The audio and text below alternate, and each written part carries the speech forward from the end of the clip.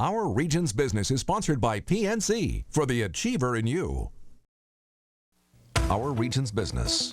Innovation, transformation, momentum, improving our communities and driving technologies that will shape our region for generations. The collaboration that brings vitality, prosperity, and life to living. Stay with us for the coming half hour as we examine in depth our region's business. Now, here's your host, Bill Flanagan. Today on Our Region's Business, honoring the best in business ethics in our region, plus putting private sector muscle behind treating muscular dystrophy.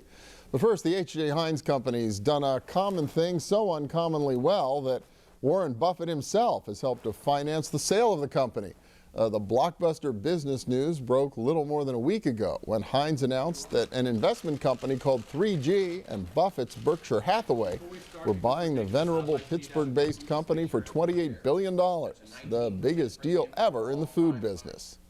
More than a decade ago, we began a journey of transforming Heinz from a U.S.-centric food company into a global powerhouse with a more focused portfolio of strong brands and advantage categories.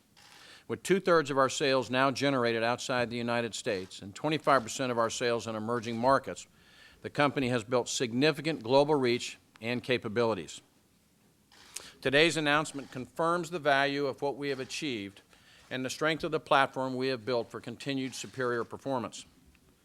This new chapter will be filled with many opportunities for Heinz to further expand our global reach, further strengthen our competitive position, and create new opportunities for our employees. Heinz CEO Bill Johnson says the company's headquarters will stay put in Pittsburgh, where it's been since the company's founding in 1869.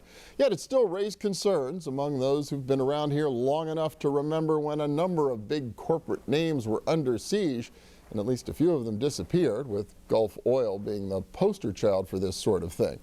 Jim Futrell keeps track of the state of our region's corporate health as Vice President of Market Research for the Pittsburgh Regional Alliance, an affiliate of the Allegheny Conference, which co-produces this program. We invited Jim back today to help put the Heinz announcement in context. And welcome. Good to have you back. Great to be here, Bill.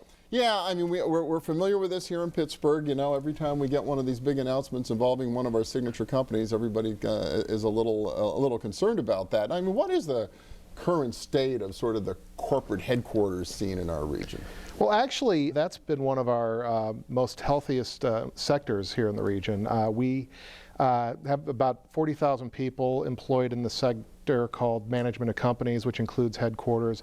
That's up about 25% over the last 5 years. So it's been rapidly growing here.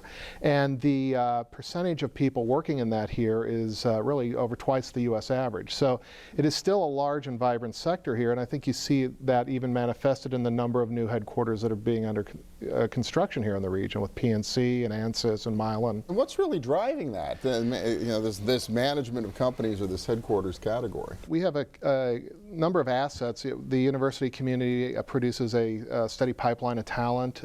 We have very competitive business costs. I think the work ethic here, you know, our turnover rates tend to be much lower than the U.S. So I think, you know, we have a quality workforce along with competitive business cost and quality real estate. So it's a nice package.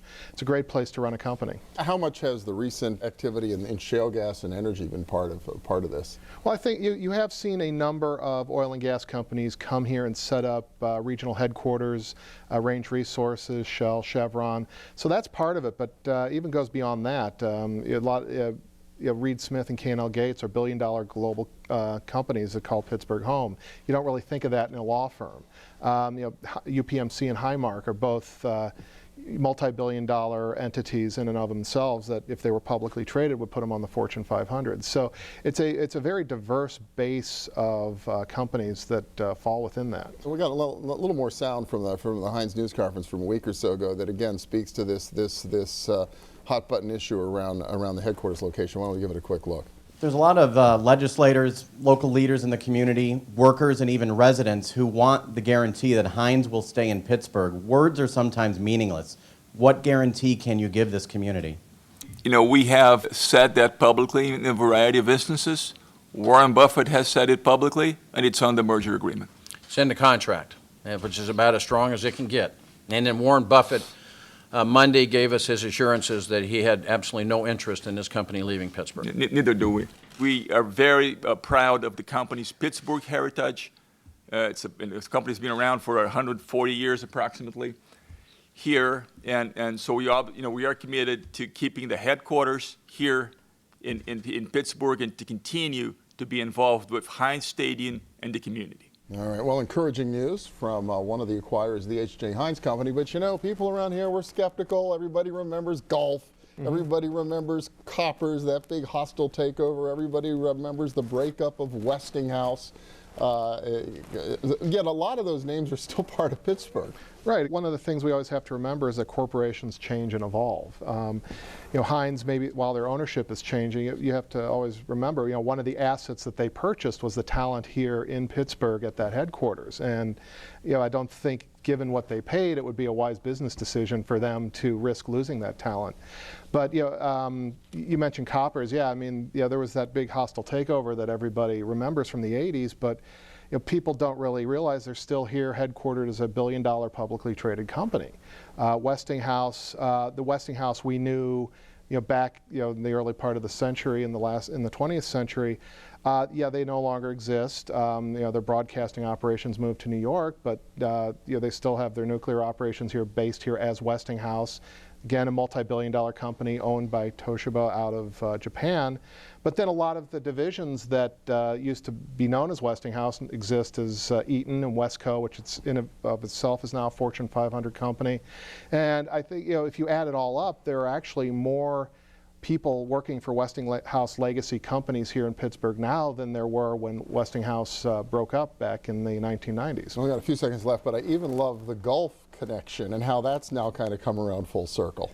Yeah, you know, that how Chevron bought Gulf and, you know, closed the Pittsburgh operations, but now they're back here, made a multi-billion-dollar acquisition here a few years ago to be a major player in shale gas, and is a growing company here in the region now. It's a real sign that there is a pretty good business case for our region as a place to have a headquarters. Absolutely.